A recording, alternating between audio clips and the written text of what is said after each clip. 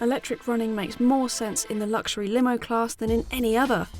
Here, serene comfort and potent performance is everything, and the BMW 745e plug-in hybrid certainly looks to deliver on that front. Complete with 389 brake horsepower, it'll power to 62 miles per hour in 5.1 seconds, or take it easy and it'll see you through 36 miles of pure electric driving. That all sounds really promising then, not least because the BMW is actually better than its nemesis, the Mercedes S-Class hybrid, for efficiency. The standard BMW 745e, which is rear-wheel drive, will actually do 50 grams per kilometre or under, which is very significant for company car tax, while the four-wheel drive long wheelbase that we have here manages 59 grams per kilometre. Not only that, but actually in terms of pure electric running, by official standards, the BMW is the best of the Mercedes and even the forthcoming Audi A8 plug-in hybrid. So what we need to know is how far does the BMW go in the real world on its electric running, and is it really worth the £80,000 and more that it will cost? The BMW's charging socket is located on the front wing. Simply press the flap to open it, and then you can plug the standard 5-metre cable straight into your normal socket at home and charge the car up in around 5 hours. Sadly, you'll have to pay a couple of £100 for a Type 2 public charging cable of 5 or 8 metres long, but even with that cable, the fastest charge you'll get is around 4 hours, since the charging speed is capped at 3.7 kilowatts regardless of how fast the charger might be that you plug into. Once you've got all of that out of the way, then you can enjoy wafting through London serenely in your massive limousine, revelling in the smugness of it really.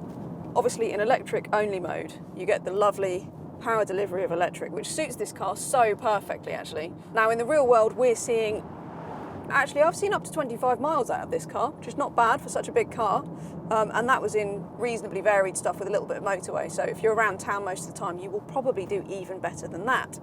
By far the most annoying thing is the pitch of the car when you're braking, and the fact that it's very hard to actually brake smoothly at slow speeds in particular. So actually high speeds is fine, but around town you get very little brake response initially, and then you pile on a bit more response, and then you suddenly end up with much more stopping power than you expected. It's very irritating.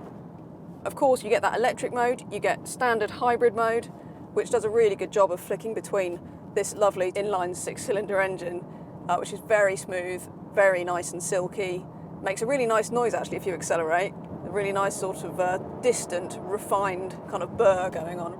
The whole thing is just incredibly suave. It's actually very clever as well, so you can select the adaptive mode down here, and if you've got a route plugged into the nav, then the car will actually decide what the best way of using the powertrain is. So for instance, if you plug your route in and you've got a big motorway journey before you get into town, then it will keep you on hybrid mode on the motorway, and then it will save that electric driving for later. So that is all well and good, you've got all the functions you want, and generally the 7 Series is just sublime to drive. Does it handle as well as an S-Class? Well, no, it doesn't. Definitely not this long wheelbase model, which is 4-wheel drive as standard. The steering's a bit lifeless, it's fine, you know exactly what's going on, but it's not got the sort of natural organic feeling that the Mercedes does really, really well.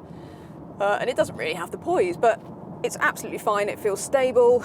If you do want to give it a little bit of a poke, then it's really cool actually, because you can stick it in sport, floor it, and it really shifts. 5 seconds to 62, this thing, 5.1 anyway. I tell you what, it's just the delivery of it. You get this huge sort of landslide of power. There's nothing aggressive about it. Even that heavy acceleration is very polite. It's like seeing somebody in a tux running down the road, apologising as they go. And that really is exactly what you want. Even when you're going quickly, this car is really soothing. But I do have one gripe, and that is that the ride comfort could be a little bit better, particularly the low-speed ride. There's quite a lot of pitch, and at higher speed you get a bit of bump and vibration over expansion joints and that kind of thing. But to be honest, once you're in sleep mode, you've got your glazed windows, you've got your telly on, you've got your massage seat function activated through your tablet, you're not really going to care, are you?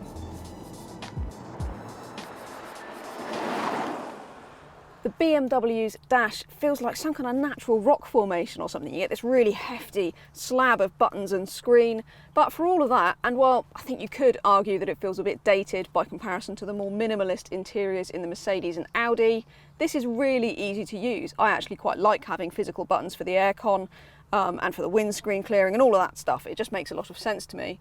You also get really good equipment, so you get climate control and heated seats in the front and the back. You get electric adjustment for the seats too, which are really, really comfy. They're great. You also get adaptive LED headlights, soft close, keyless entry to the doors, parking sensors and camera, of course. And if you go for the long wheelbase car, then you actually get the glass roof and also a roller blind on the rear window as standard. However, there are of course some options that you might want to add. Those executive rear seats with massage function and twin rear screens are a pricey option for a start. And disappointingly, you have to add a £3,000 pack to get the most advanced driver aids. These include lane keep assist, traffic sign recognition and a head-up display. You do get the full infotainment system with nav, Bluetooth, Apple CarPlay, Wi-Fi hotspot and online functions as standard. Controlling it is easy via the touchscreen or the rotary controller and shortcut buttons, plus there's voice control and even BMW's gesture control, which looks cool as you make funny hand movements in the air to skip tracks or turn up the volume, but honestly it's just easier to use the steering wheel switches or the screen. Overall, this is a more intuitive system than any of its rivals and one of the very best on the market. Of course, the 7 Series is all about passenger room and there's ample of that even in the standard car, while the long wheelbase is truly luxurious. The boot is suitably huge too, so getting a couple of big suitcases in won't be difficult even though you do lose a bit of luggage space to the batteries in the hybrid. There is space underneath that boot floor for the cables too. It's clear what the strengths of the BMW are.